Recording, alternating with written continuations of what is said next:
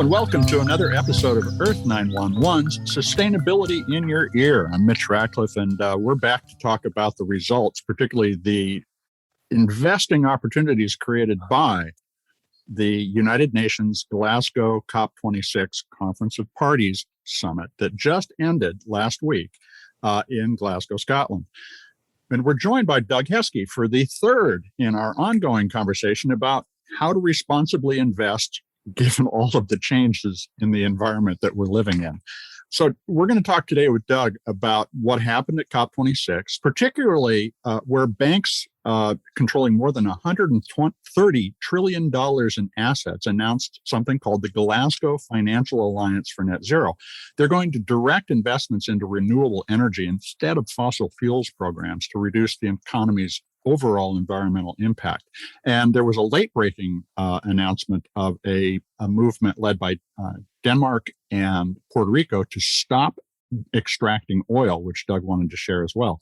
So the question we want to answer today is whether the Glasgow Financial Alliance and everything coming out of COP26 will drive higher valuations for greenhouse gas companies that are literally lowering our emissions.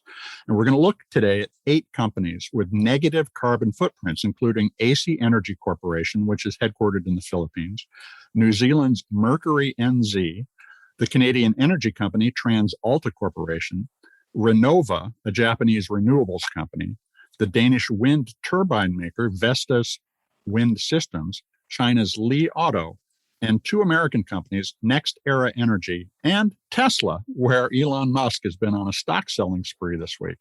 You can learn more about Doug and Newday Impact investing at newdayimpact.com. Newday Impact is all one word. Welcome to the show, Doug. It's been as usual, not very dull week. What did you think of the outcome in Glasgow? Mitch, it's great to be back, and you are right. It's been a very interesting week, to say the least. And I found myself yesterday as I was returning from the city, parked in traffic, nervously laughing about what's gone on over the last couple of weeks in Glasgow. And I think I am conveying this very common sense that a lot of people in the climate change business are feeling right now. And it's been an interesting process because the conference was supposed to be the boldest, most promising initiative around climate change. And I think that at least coming into yesterday, there was a big disappointment that there weren't any real initiatives that had any substantive teeth in it. So, but after I got home last night, I was enlightened and encouraged to see that both Costa Rica and Denmark have made a decision to stop extracting fossil fuels. And they are joined by a number of other major European organizations, France, Ireland, Sweden, Wales, Greenland, New Zealand, and then even California. So this is really, really important, and I think is reflective of the type of work that we were hoping was going to come out of this alliance. Well, now these countries and the state of California are deciding to stop extracting oil and natural gas from the ground. That's almost radical in this day and age, even though it shouldn't be. How substantive do you think those goals are at this point? Is it something we can expect to see them enact in the next 5 years, or is it going to be a long tail of the moving away from oil? You know, our expectation is that we're going to start seeing immediate progress on this. And I don't think that that's wishful thinking, but I think that there is a recognition, particularly among the Nordic countries, that something has to be done immediately. Mm-hmm. And, you know, I always reflect on this famous quote that I love that says, we operate in a world where there are those who cling to what is and those with the imagination and vision to see where we can go and the conviction to lead the way. It is really remarkable that 2 major nations, Denmark, Costa Rica, joined by and all of these others, are at least publicly making this announcement. It is early, so there's a lot of work that has to happen behind this in terms of, policy, in terms of measurement, and as I had said earlier in the conversation, ensuring that there are teeth in these deals as well, too. Well, and I think that's one of the challenges that we have in talking about these COP events, is though they, in themselves, the 2 weeks that everybody gathers, is going to be the transformative moment. The policy, working out all the details of how they're going to do what they agreed on, is a multi-year process. And so we load up all our expectations for this 1 or 2 weeks, and now we have to actually deal with and digest the outcome, which is still amorphous. It hasn't fully been defined. So let's talk about how this impacts the opportunity to invest in companies that have negative greenhouse gas emissions levels. Now, that, of course, doesn't mean that they aren't emitting any carbon. It just means that net, they are on balance not emitters. But some of these are pretty surprising companies. And I wanted to start off with one in particular, which is NEXTera Energy. Now, this one has a really interesting business that seems very promising in this environment. They essentially buy up renewable projects which have been proven to be financially viable, and then they manage them to make a lot of money. However, they own natural gas pipelines. Is this a company that is going to divest and move whole hog into renewables and therefore benefit stockholders as a result? Yeah, so maybe we can start, because I think the discussion today is going to focus quite heavily on the utility sector. Mm-hmm. The utilities are going to play a really essential role in eliminating as much as 75% of the energy sector's carbon emissions by decarbonizing electric power, electrifying transportation, small manufacturing, and things like that too. So there are a group of these companies, including NEXTera, that are falling into this area, right? So NEXTera Energy, as you likely know, is the world's largest producer of wind and solar energy. Mm-hmm. And that they have made a very vocal commitment publicly that they will be investing more in renewable power generation, which is really great. They are going to, as well as a number of these companies, should benefit from this commitment that these major financial institutions, 450 of them around the world, are embarking on right now as a result of the Glasgow conference. So I think that for a lot of these organizations, this is going to take some time to occur with reference to the divestment piece. Like, I don't think that any of these companies are going to be blowing up their historical businesses in this transition to renewables. But the question though is because of where they are today, and NEXTera has a PE of 29. They grew 29.5% year over year. They're trading off all-time highs right now. But is it a good time to add the stock because of the financial changes that were announced at Glasgow? We at Newday do believe that across all of these organizations, it's important to start adding positions into some of these. Okay. It doesn't necessarily mean that they're not going to face headwinds, especially as it relates to inflation concerns and things like that.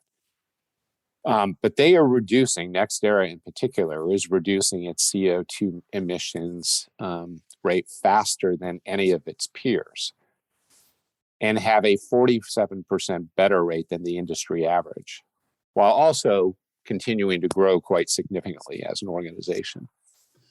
Now, another one that I think looks very interesting is Vestas Wind Systems, which is a Danish company. They make wind turbines, but they also provide the services, which is an interesting business model, one that we all would recognize as Boeing's. They build the planes, then they lease and manage those planes to airlines so that they are generating revenue at every step in the use of their product. And Vestas does the same thing. They make and manage systems on behalf of their customers.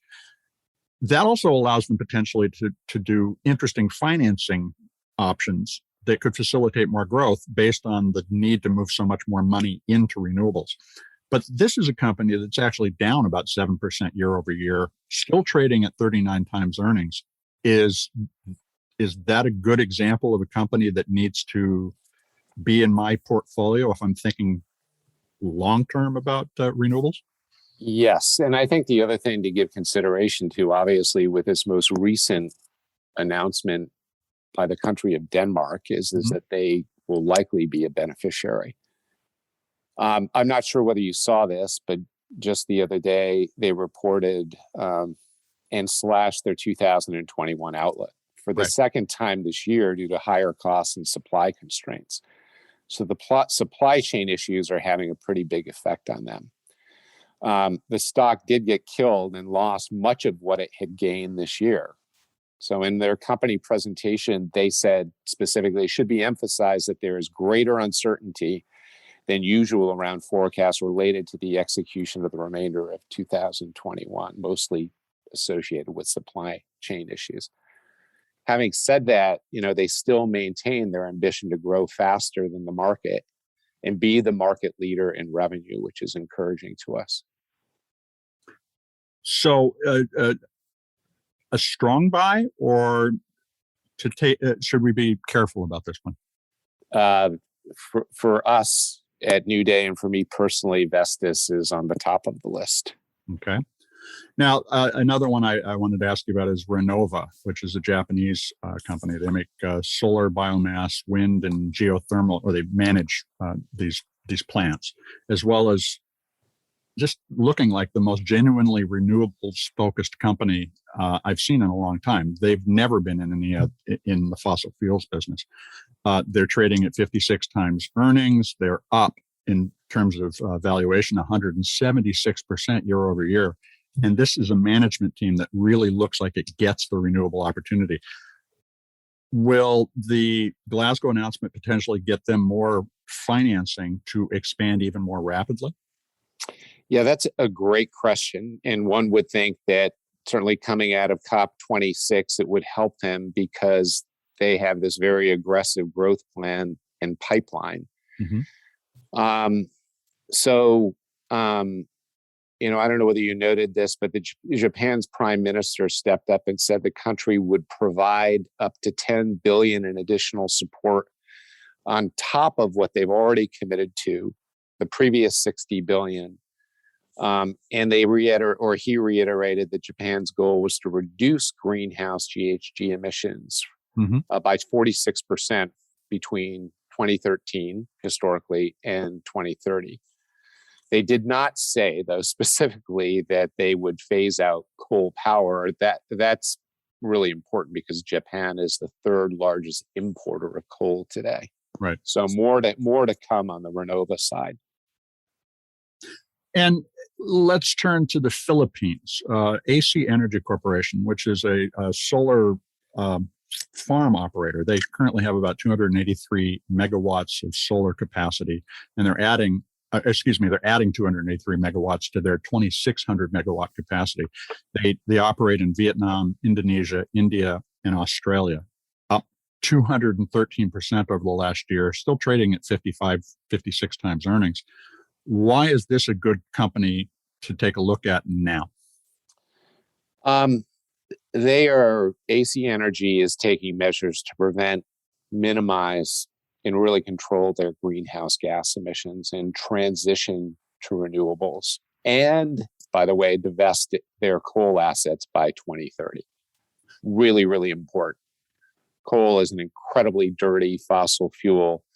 Much of the conversation that's come out of the what we were talking about earlier, the Beyond Oil and Gas Alliance, is focused on elimination of coal. So, the investments that AC Energy is making into a number of their projects is really going to help them fulfill their goal of becoming the largest listed renewable energy platform in Southeast Asia, which is exciting. And by the way, all of these companies today that we're talking about are net negative producers of GHG emissions. Right.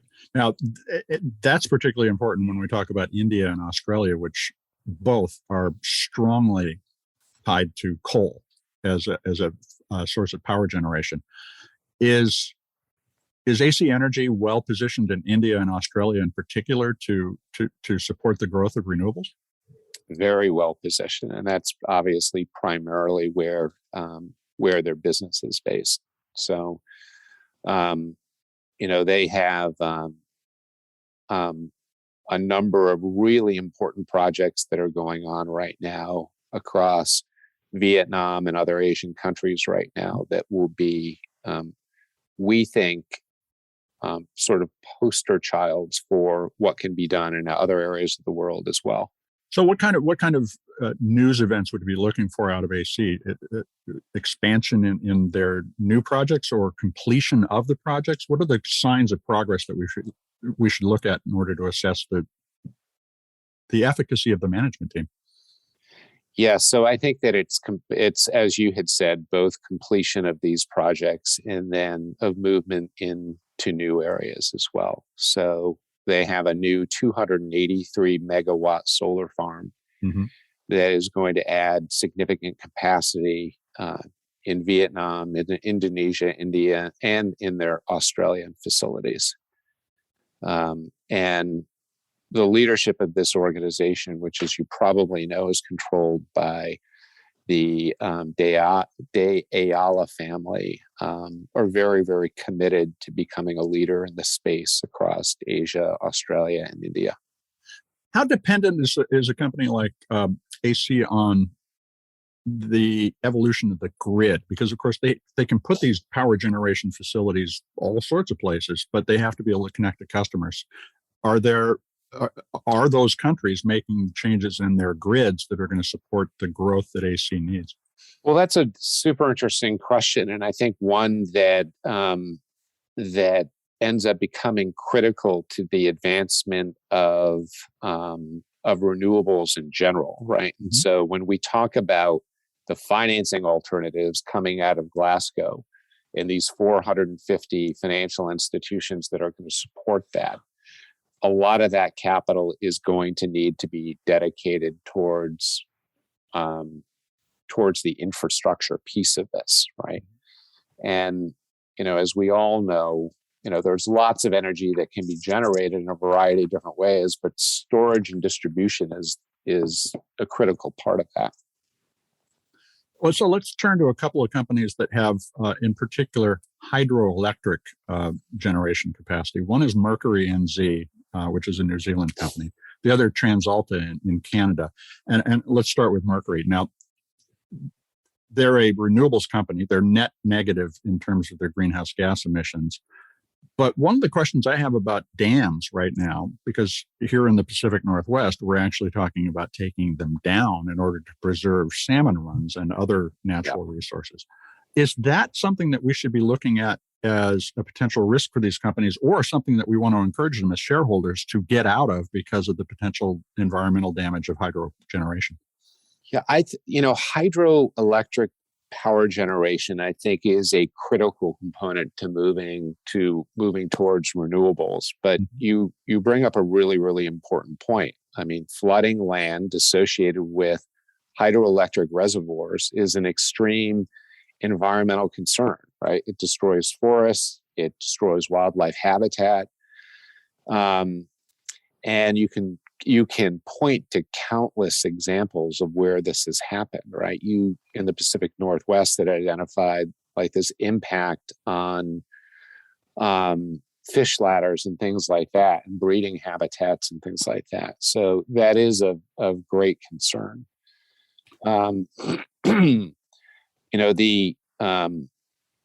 The other piece of this, and we're dealing with this in California right now, is the drought issue associated with all of that. And, it's important that these rivers, these downstream rivers, continue to be sustainable habitats. But when you get into drought circumstances and they're releasing less water out of these dams, it creates a lot of environmental concern. I mean, if you look at the Colorado River and what's flowing into Lake Powell and Lake Mead, by the time that gets down to the ocean, there's nothing that's running in the ocean. It's all extracted. It's been dry for almost for decades, and looking at something like that the Colorado is such a massive river, but many of the smaller rivers that, for instance, in New Zealand, that are dammed do represent direct negative impacts. And so I wonder when I see hydro, whether that's something that I should be maybe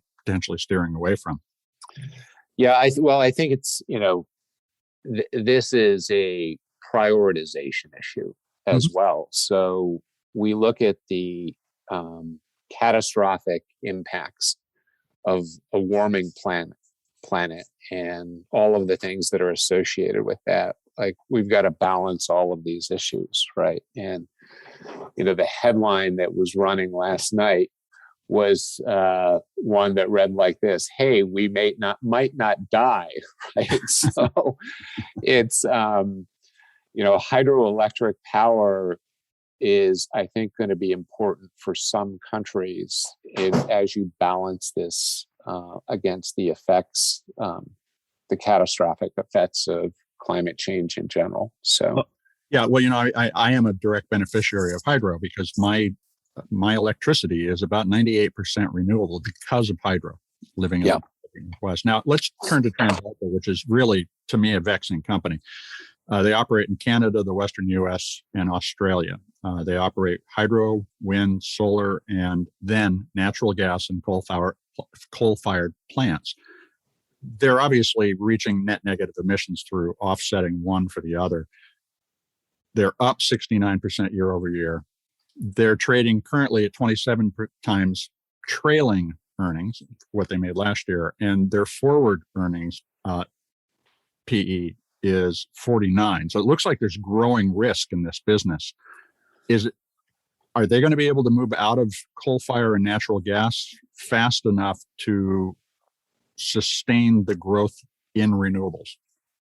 I think so. I want to come back to this idea of their net GHG emissions as well, in that, we spend an extraordinary amount of time really understanding how these organizations are achieving that. And for TransAlta, it's the renewables business that is really allowing them to achieve that net negative score. So, and so this is a literal example of one line of business offsetting the other so completely that you end up being a carbon sink rather than a carbon emitter. That's exactly it. And that's really this is the whole challenge that we're facing as a society in miniature. They have to manage that transition in order for their company to succeed. Are they well positioned to do so? I think that they are well positioned to do so. We actually like the company. I don't know that that TransAlta is in the position where they are going to be adversely impacted over this transition process. I mean, you can look at other major energy producers like the big fossil fuel companies. They will have to do the same. They're not going anywhere, right? There is, this school of thought that said, well, Exxon and Royal Dutch and all of these major fossil fuel companies aren't going to be around. That is absolutely not the case. Their business is going to transition. Mm-hmm. What we hope to do is to encourage them to transition faster than what they otherwise would be doing on their own. And do the announcements out of Glasgow then motivate them? We would hope so. And I mean, that's a difficult question because, as you know, the fossil fuel lobby for decades has worked counterproductively to climate change legislation or whatnot. There were more lobbyists at COP26 than any other year in history. And there's good reason for that, right? That there is a lot at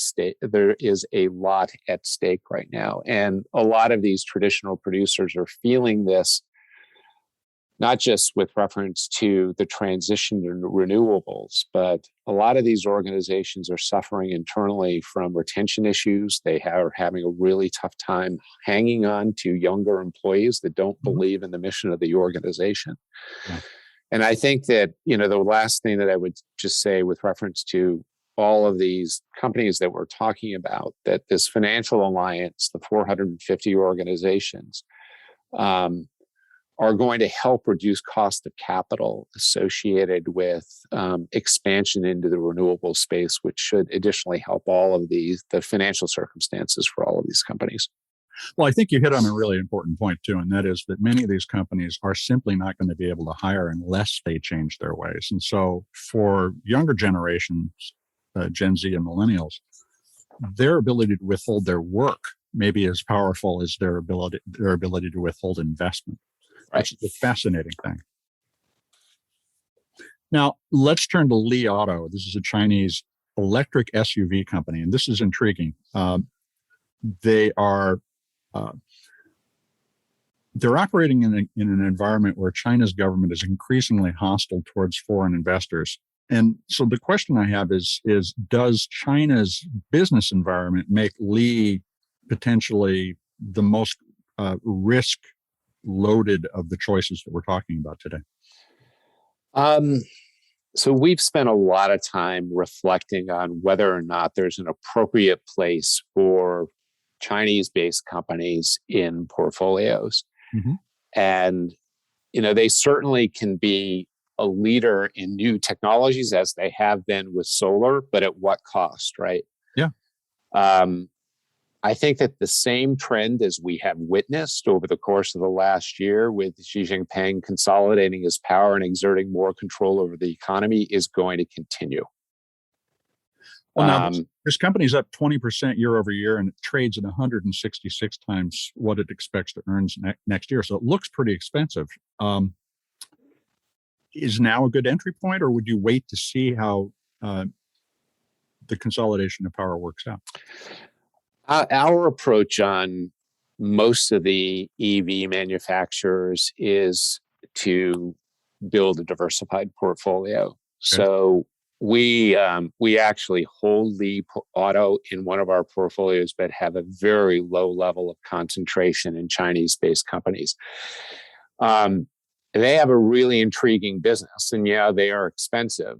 And the question that we've asked ourselves is, what is the dampening effect regarding the political circumstances there? And then does that disrupt Li's ability to grow their business? I think that the Chinese leadership is going to continue to reinforce this idea that China wants to be a leader in this space. So I think that likely means good things for Li Auto, but if you're going to participate in the EV space, I would do it more broadly with a more broadly diversified strategy. Okay. Now let's turn to the last of our topics for the day, and that's Tesla, which we talked about last time too. Will Elon Musk sell all $21 billion of stake? He has, as of our conversation at the moment, sold about $7.8 billion of his shares, and the stock is down about a point and a half as a result over the course of the week.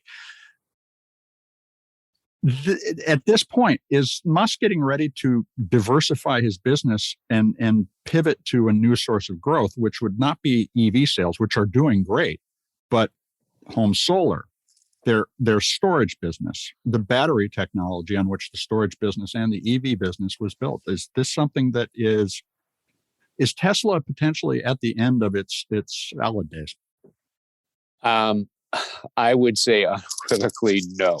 I think that for Tesla to continue to succeed, mm-hmm. that they are going to have to, for lack of a better phrase, become sort of the Apple of the EV and electrification and alternative energy business. And I think that they are on the path to do that.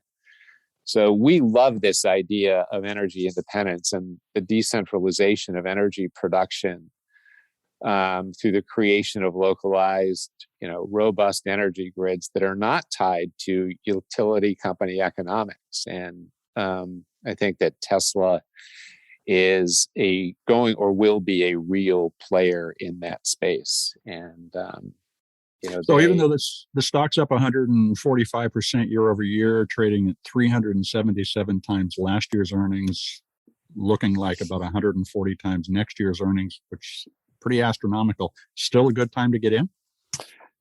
We are buying the stock, and we like the company. I think that the company is always going to be expensive. I mean, we for many years said the same thing about Apple.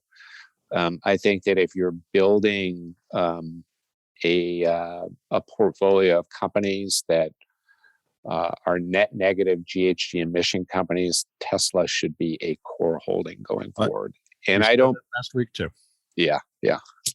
And I think that's it's important to understand that Musk, like Steve Jobs at Apple, created a premium brand that had immense flexibility. Of course, both of them are personally difficult people. Yeah. But that has been a lot of the conversation about Tesla ends up being about Musk. Is that potentially one of the risks that you have to factor in when talking about, when he says, I'm going to sell a quarter of my holdings in Tesla, everybody goes, oh no, and bails on the stock. Do we have to be ready for those kinds of things, or those corrections is something to expect with a growth company like Tesla? I think more the latter, and I think that having a leader, a visionary at the helm that speaks the way and acts the way that he does creates volatility. Mm-hmm. I don't think, however, that he is seriously considering selling a major stake in Tesla, besides his current Twitter behavior, which I think is more about a self-interested PR campaign against a billionaire tax, right? So, I think that as they look at their business, they are going to be, again, a beneficiary of additional capitalization at some point in time.